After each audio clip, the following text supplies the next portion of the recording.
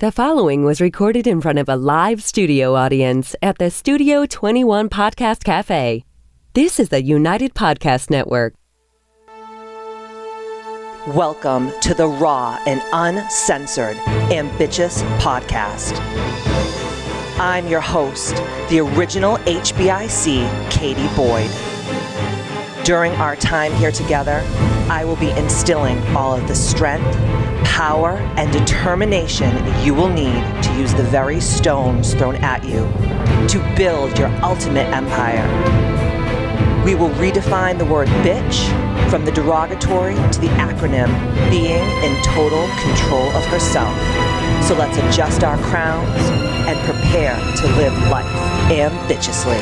Oh yeah, here I am, the original HBIC, Katie motherfucking Boyd. Today is the next 5 of the top 10 ways to discipline yourself to reach any goal. And here is my main man, Matt Babine. Good. How are you? Good day, sir. Good day, sir. Good day. Right. Good day.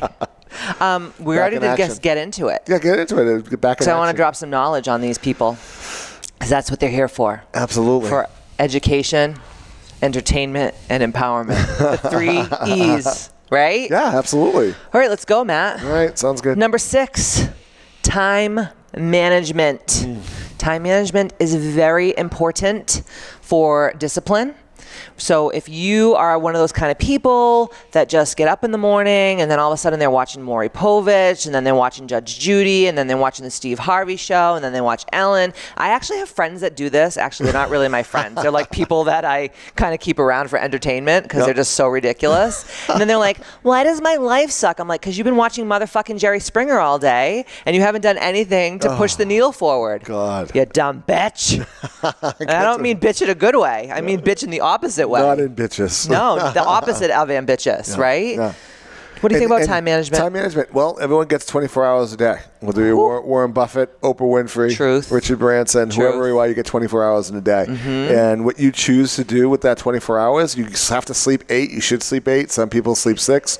There you go. There's 8 hours. You work 8, maybe? You work 8, and then you have 8 hours of free time, right? Let's say you have 6 hours of time because maybe you have kids and you have to run around to activities and so forth and so on. Still 6 hours a day, and you complain and say, I don't have any time for this. I wish I had the time. Oh, my God. If I had a penny. If I just had the time. For every time I've heard that bullshit malarkey story. It's like everyone has the same time, guys. What are you doing? What do you do? How are you organizing your time? You're not even thinking about your time.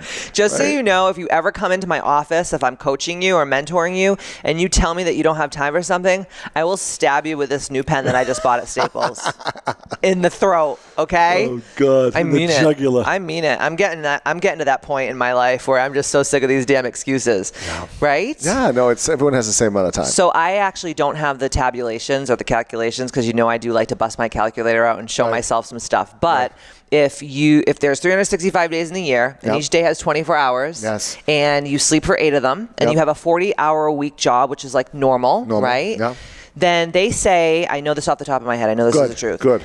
If you take all the hours and put them together, you actually have 10 hours of leisure. I'm not saying you're laying on the couch and eating bonbons all day, but leisure time per day. Mm-hmm. Every day for 365 days a year. Is that not freaking crazy? Yeah, that's crazy. That's insanity. So everyone has the same amount of time. The successful people know how to use their time. Absolutely. Wisely. And we were talking the other day about net time. So net time is an acronym for no extra time. Yep. So a lot of people will say I didn't get to listen to that thing that you sent me that was supposed to inspire me and make me hot and juicy and want to go to the next level because I didn't have the time. Right. And I'm like, well, what were you doing? They're like, oh, I was carpooling my kids around for all these activities. Yeah. So what I would say to them is no extra time means you put it on in the car when you're driving your children around. And guess what, guys? Start them young. I wish that I started out at 4 or 5 years old listening to inspirational stuff. And if we ever do have a child, I will make sure that child will be raised woke. Now, after the child leaves the house and is on their own, whatever they decide is up to them. But I want to give my child the strongest, most woke, spiritually next level childhood. Absolutely. Right? Yeah, absolutely. So start them young. Like, why wouldn't you want to put on something inspirational in the car? Like, why do they have to watch Disney shows or listen to like, I love you? I don't know if that's still a thing. Well, they don't, Barney? they don't know any different. Whatever you give them, that's what they're going to pay attention to. Right. So if you go like everybody else, this is what they need to pay attention to, and you don't give them thought, right? And I didn't know this. My parents didn't know this. No one's parents knew this. I don't fault anybody or anything like that, but it's like if you know there's better things out there that you can put in front of your child to learn, definitely do that. Right. So don't say you don't have the time. Net time is another thing. When I'm on the treadmill, I listen to books on audio. Right. So that's why, like, people say, how do you read so many books a week? Yeah. I don't have the physical time to actually sit down every night and read an entire book front to back, even though I would love to because I am a voracious reader now. Yep. But most of the time, I usually have one book that I'm reading physically, like the actual book is in my hand, and I read like a certain amount of pages every night. And then other than that, when I'm on the treadmill or I'm doing cardio for an hour every day, I'm taking in knowledge. So time organization, time management is so key, guys. Get it together. Get a good planner. Like, I love a planner. There's so many awesome motivational planners out there on the market now. Get a good planner and literally be so specific with your day. And I know I've talked about this on previous podcasts, but be so specific with your day. Like, I wake up at 5:30 a.m. From 5:30 a.m. to 6:30 a.m., I do my rituals. Bang out what you're going to actually do and check them off, because there's something for me personally about checking off, like when I do things. Good feeling. It feels so good. And then, from this time to this time, I'm working out or I'm doing yoga. And from this time to this time, I'm meditating, I'm showering, I'm getting myself ready. And from for me, it's like from 12 to 3, I'm editing my book, or I'm writing, or I'm working on my podcast, or I'm doing meal plans for my clients, or I'm doing calls. And then from 3:30 to 7:30, I'm at KBMFC working. Right. And then from 7:30 to whatever time, I'm doing other things. But every little thing when you look at the is mapped out. When you look at the planner, yes. It's like when you look and you have the whole week mapped out, it's like, wow, there's a lot of time here. And if you look at every single hour in that whole week in front of you, yes. Sometimes I'm like, I could fit so much more stuff in than what I'm doing now in between. But I think we choose not to. And I always say, and this is one of my biggest mantra affirmations is don't be a donkey. So yesterday, I'll give you an example. I was editing my book, Ambitchious, and I'm sitting there and I'm editing and I'm kind of fumbling with the words and kind of reconfiguring things. And my iWatch is dinging with texts, and then my phone is dinging with emails, and then I have the background of my book is emails and Facebook and Instagram, and all this stuff is coming at me. So I kept putting my stuff down, and then I would answer something on my watch, and I'd be talking into my watch, then I'd be answering my phone, and I'm like, oh my God, Katie, don't be a donkey. Me and Jill had this conversation yesterday. It's so easy to get wrapped up in that, because remember, when people are emailing you, they're texting you, they're calling you, they're Facebooking you, DMing you on Instagram, it's never an agenda for you. It's always their agenda for your time. Right. So you have to say, you know what? I will give myself 15 minutes at the end of the day to go through all of my social media and answer things. Because if you have serious deadlines, you're writing a book, you're trying to get a startup off the ground, whatever you're doing in your life, you can't be doing 15 things at once ever. No, you can't. Ever. This whole multitasking thing, it's kind of 2014. Doesn't work. Right? Work. You need to focus on, you can only do one thing Absolutely. at a time. But the watch thing was funny the other day. I heard you talking into it, and I was like, what? What, Katie? Will you shut up? I'm talking on my watch. I was like, I don't know what the hell you're doing. I hear background noise over here in the house. And now you're yelling at me because you're talking in your watch. I'm like, what the? And then every time I talk into my watch and then he goes, what are you talking about? It goes, what are you talking about my watch? I'm like, I have to start all over again. I go, when my hand is up like this, you do not speak in my presence. Okay. Ay. Oh, God damn it, you donkey. All right. You're a donkey. Sometimes I am. I'm not going to lie, but at least I'm not as donkey-esque as I was you do a great 5 years ago. You're actually really good with time management. Shit, I'm a unicorn now. God damn it. So 7, reduce all distractions. I love how that just parlayed into what we're talking about now. And they go hand in hand, right? Because I even noticed the other day, right? Because I just want to check this one thing on Facebook. And then it sucks you in. Then I go, wait a second. That was probably about 2 minutes. Now, if I take that 2 minutes and I check Facebook, let's say 8 more times. Yes. And I'm being probably, what do you call it? Dragged into the sloth, the sloth video hole. Not as probably accurate, right? Because you check it here, you check it there. And you add up all that time times 7 days. Oh, my God. Or if you go in your home and you go into the, what do you call it, the rabbit hole? Fuck. And you just keep going and going. It's like, what the hell? How but much you time? actually can tell on your phone. There's a tracker on your phone that says like what apps that you use the most. And I was looking at it the other day and I was like, I need to get my shit together because like my social media apps were like through the roof. And I'm saying to myself, oh my God, I'm so stressed out. I have no time to do anything. And then I'm like, you dumb bitch. You've been on friggin' Facebook looking at cat videos for the last hour. You do love a good cat video, don't you? I love any videos with baby animals and like shit. And then I get like so deep into it and I'm like, Matt, look at this one. Matt, look at that one. He's like, weren't you supposed to be like writing your fucking New York Times best-selling book? I'm like, no, I'm looking at baby sloths, like getting a bath. I'm like, what the fuck? You need downtime too. So that's your downtime, and that helps you decompress, and that's important. Downtime needs to not be that, because I think that does something to your brain. Well, if you're doing it in the middle of the day, it's probably not good. Sloth videos are my Jerry Springer. Yeah. Like instead of like white trash beating the shit out of each other, I just like watch baby sloths getting bathed and like goats like doing yoga with people. It's so stupid. Yoga goats. Oh damn! That's the rabbit hole. Don't even talk about yoga goats now. I have like this urge to go watch yoga goat videos. Damn it, Matt. 8. Eat and exercise first thing in the morning, and make sure that your food is on point. Because I think that discipline of your food and your exercise, and even I will go so far to say your spiritual practices, they have to be your non-negotiables. Yes. So I always say you can't pour from an empty cup. You got to take care of yourself first. I can't tell you for me, and I know that we both struggle with this, but for me, like at the end of the day, I have like trained clients from all over the world and done all this stuff. And then I lay my head on the pillow at night and I'm like, whoa. What the fuck did I do for myself? I didn't meditate. I ate like shit. I didn't work out. I did nothing for my self-care. And enough days like that, that for me causes severe depression. And I get super high levels of anxiety. Well, people take care of their cars more than they take care of their body. Like, oh my God, this is an expensive car. I got to get this thing into the shop. I got to get the oil change. Yeah. I think I heard a little noise. But if you feel a little off, you don't go and take care of yourself. You feel a little off, not you, but I'm saying anyone. They don't go and work out or take the time to decompress. Absolutely. If they're in a high pressure job. And it's like, oh, I got to make money. I got to make that. You are the $1 billion investment. Your body, if it's not running correctly, you can't do anything. So if you don't take care of yourself first, and I actually had a conversation yesterday with one of my clients who has been struggling, and she just is doing a startup. And I said, the way that you treat your body is actually a direct correlation with where your money is right now. I'm telling you right now, if you get your food and your spiritual practices and your exercise on point, the money will come, because I believe that it's an energetic vibrational frequency. Yes. So if you're saying like, I should be wealthy and I should be abundant and I should be living my best life, and you're not taking care of your temple. No.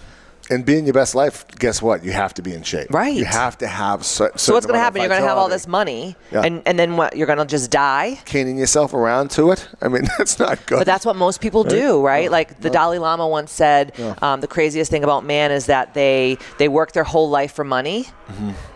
And then at night, like when they're older, they give up their health. They give up their health. They give up all their health for money. And then when they get older, they have to give up their money to gain back their health. Keep their health. Sorry, guys, I'm fasting. My synapses are not firing I'm not fasting, and I still had a hard time, so don't feel bad. No big deal. Oh, shit. Damn. But do you remember that quote that the Dalai Lama said? And then we do it all the time, and I have clients all the time. How come you didn't come and do kickboxing? How come you didn't come and work out? Oh, God, I'm so busy at work. And I'm like, like, you need to lose weight. You need to take care of yourself, because you're not going to be probably around. Yes. And you're worried about something really small here where you need to take care of yourself first. And fill that empty cup first, and then you can give so much more to your family. Right. To your well, because remember, service is how you get money. Yes. Right? So the more people you serve, the more money that you will acquire that will come to you, right? Yes. So I think you have to serve yourself before you serve anyone else. And I actually think if you're serving other people and you're not serving yourself, you have to really take a look at the reason why you're serving other people. Is it true? Is it of like a pure heart, or is it coming from an egoic standpoint? Like you want people to just like you and love you and say, oh, Katie's the best because she gives me everything and she supports me and motivates me. But the truth is, it's probably coming from an egoic standpoint if you're not taking care of yourself first and foremost. Well, it's like the airplane analogy when the oxygen mask falls down, right? If you go around and start putting oxygen masks on everybody else, guess what? You're going to pass out and you're going to die. And people will take care of yourself first, and then you have the power to be able to help other people. Absolutely. And people always talk about, well, I have, my kids. You're stepping on my mic, motherfucker. Right. They almost took my whole damn headset off. Move over. This is terrible. I'm like trying to pull my fucking head up, and I'm like getting pulled down. Oh, maybe there's a reason for that. Just kidding. Ew. Why does everything have to turn sexual with you, Matt? Oh, God. But people always say that they take care of their children first. Yes. And they're always like, well, my children needed this, my children need that. And I'm like, your children aren't going to have you. Yeah, they're not going to give a shit about you when they're 21, 22 years old. We have a 21-year-old daughter, and she don't give a fuck about what we're doing, believe me, right? She does, but she doesn't, right? It's like they get to that age where everything they're worried about what they're doing. Absolutely. That's probably how we were too. Oh, this is one of my favorite ones in the freaking world. Number 9, don't wait for it to feel right. That's always the best. I love how you're laughing like that because like I'm looking at you. Because I've done it before. Everyone's done it before, right? I'm going to start that project when this is aligned and the lightning can strike right down to that point and the wind is blowing this way, and that's going to be the perfect time for me to go to the gym. It's never right. It's never going to be right. Joe Rogan said on his podcast once, he's a funny motherfucker, and he was saying, if I waited to feel good every time I went to the gym, I'd be a fat motherfucker. Nobody feels good. You have to go. No, you're not driving to the gym going, oh my God, like this is like awesome. A rave with ecstasy. Like, no, you're like, okay, I got to work out. This is part. But if you actually start to shift your mindset and be like on your way to the gym, this is gonna be amazing. I'm gonna feel so good. Even if it's like not fucking true, my whole thing is fake it till you make it. Sometimes you just gotta freaking fake it, and then all of a sudden, we'll talk about that myelination in your brain. You start to look at exercise or eating right as like a get to. It feels good, and not a have to. Well, how many times have we gone to the gym, right, and say, all right, look, we're only gonna do a half an hour. I'm friggin' tired. That half an hour turns into being. I don't ever say that, by the way. No, this is Matt's dialogue. Speak for yourself, asshole. If I get there for the half an hour, how long do I stay? 35 minutes. No, just kidding. I stay for an hour. Sometimes I'll be on the treadmill, and Matt will be behind me on the Stairmaster, and I'll look back, and he'll like hold his finger up, like 1 more minute. 1 more minute. And I'm like, we just got on this shit. Like, what the hell? Oh, Matt. Well, God. You need a good fucking swift kick in the pants, man. God, don't do that. Please leave me be. Number 10. Remember, failure is a part of success, and you must forgive yourself and move on quickly. Yes. I have a very big problem with this. Matt is way better than me at this, so maybe you can speak on this, and then I can do a little rebuttal. I have more practice on failing because I failed so friggin' much. Now it's like, what are you going to do? Move on. Next. Bring it on next, right? So I think that's what it is. That's why older folks, right, that are successful and so forth and so on, they're just like, they don't care because it's like, oh, this is the process, And my mentors, I'll ask them questions and, like Habit, I'll ask him a question. He's like, Matthew, don't worry about this. This is nothing. This happens all the time when you're doing things like this. But he's seen so much and has business partners that have seen so much, and he reads a lot. He knows all these different things. That's why it's really important to have mentors. Too. It's important. It's really important to have mentors when you're going through any kind of success. Like I was talking to someone on the phone yesterday that was signing up for a virtual program at KBMFC. Sure. And we were talking about how many times she's like gone through it and tried to work out and tried to eat right and all this shit. And I said, have you ever had a coach like me? And she goes, no. And I'm like, exactly. Like I always say, if you want to have something you've never had before, you have to do things you've never done before. So she will 100% not fail. And there will be little failures along the way, but in the grand scheme of things, she will not fail because number one, she has an accountable system and a bunch of sisters to always be lifting her up. Right. And I'm not going to let her fail. Yeah. Because that's just me. And you're an expert. You've failed a lot. You've owned your business for a long time. You've done everything with your body. You know what works with different body types. You know blood types. So she's taking all of your knowledge right? Right. And, and it's a fast track. Right. Opposed to, going through all the pain and suffering herself. She doesn't Absolutely. have to do it, right? Same thing with business, too. Like, I have failed so many times in business, but it's really crazy when we talk about this all the time. When you look back at all your failures, especially when it comes to like money and business and things like that, all of the failures and all of the hard times and all the things that you thought back in the day will just absolutely annihilate me, will break me, were always the jump off points to the success. Yes. And right? now they look like so babyish. Oh my God. Right? Because the more strength you got like a muscle, Yes. the more you feel it's like, okay, I'm used to this. Now I can handle it. This isn't a big deal. I know what happened last time. So you have some idea of how this stuff works, Yes. how this shit works, and you feel a lot better about it. It's funny when I teach my business masterminds, people will come to me, they'll text me or they'll call me or they'll write on our Facebook page or whatever, and they'll be like, this happened. And I will laugh my ass off because I'm like, that is fucking tit. That is nothing. Like I've gone through that so many times. It's actually a growth learning lesson, right? Yeah. So the more that you have people around you who have failed that can be like, oh, please, that's nothing. Just do this, this, and this. And then you apply those tools or those tricks and you're like, holy shit, it works.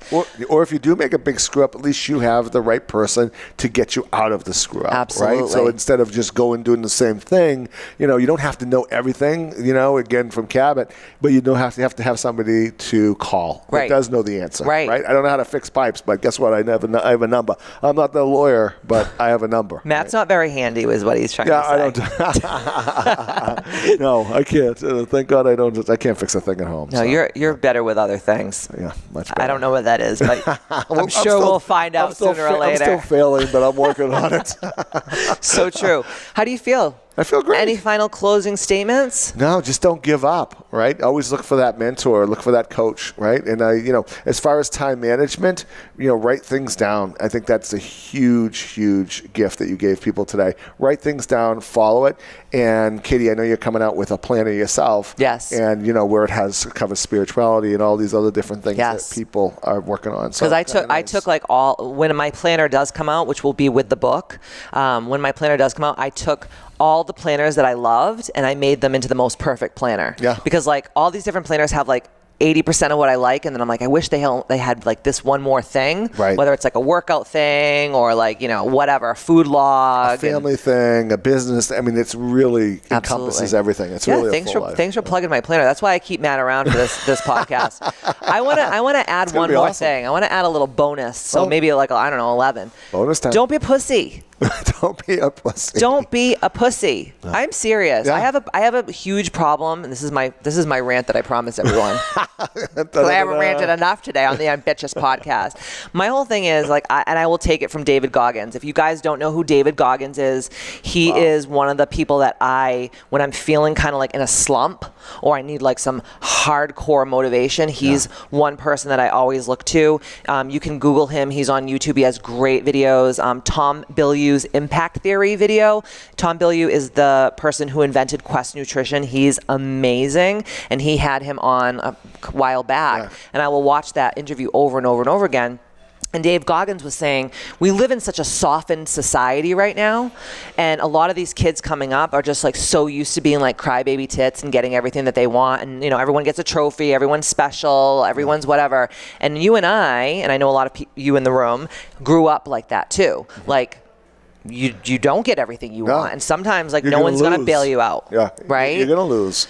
Yeah, right. But people are so not in this day and age used to losing, or used to be told like, no, you can't do that, or you can't have that, or you can't be that, or that's a bad idea. Even if like it's not true, they will listen to that person saying like, you can't do that. Who are you to do that? And they'll listen to it, and they won't fucking do anything. Well, they'll try once or twice, but they won't try anymore. And usually it takes 50 frigging tries before you do anything worthwhile. Yes. Right? Like every time I think about writing my book, and anytime you take on a big endeavor like this, there's always like that voice in the back of your head like, what if no one buys my book? No, what if no one likes my book? What if like people say it's dog shit? And then I always think about Jack Canfield, who wrote Chicken Soup for the Soul. I don't know if you guys are into. He's awesome. That's like one of the. I met him in Maui. Oh, yeah, that's right. You did. I met him in Maui when I was there. I wasn't on that vacation with you. That was pre Katie Boyd. Yep.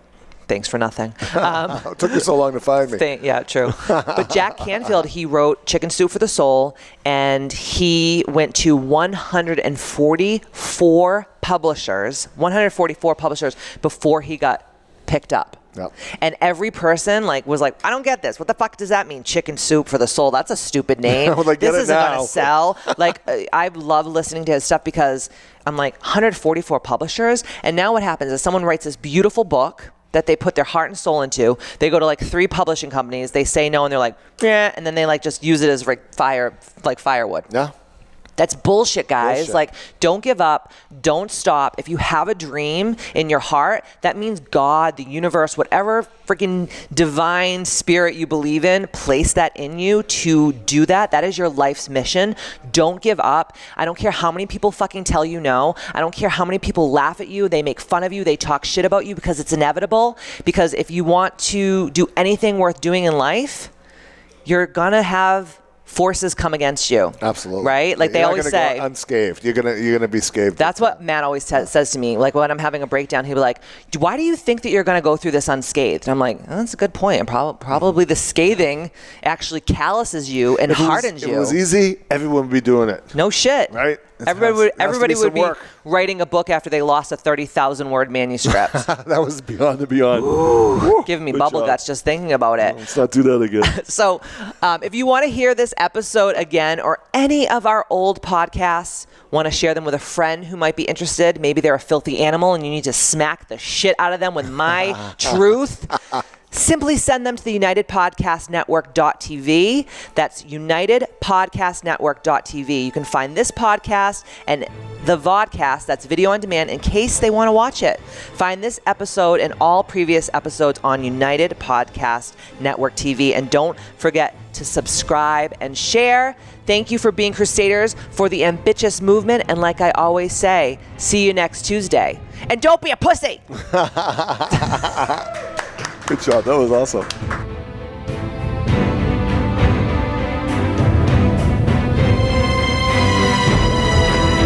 The views and opinions expressed by the hosts, guests, or callers of this program do not necessarily reflect the opinions of the Studio 21 Podcast Cafe, the United Podcast Network, its partners, or affiliates.